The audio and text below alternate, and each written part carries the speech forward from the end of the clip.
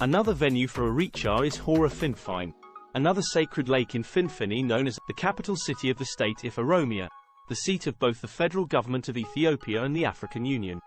This venue was introduced in 2019, after more than 150 years of absence due to colonial occupation and repression.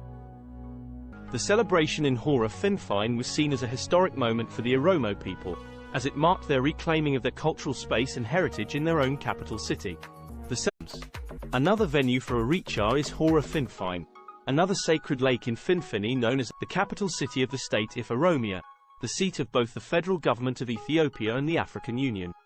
This venue was introduced in 2019, after more than 150 years of absence due to colonial occupation and repression.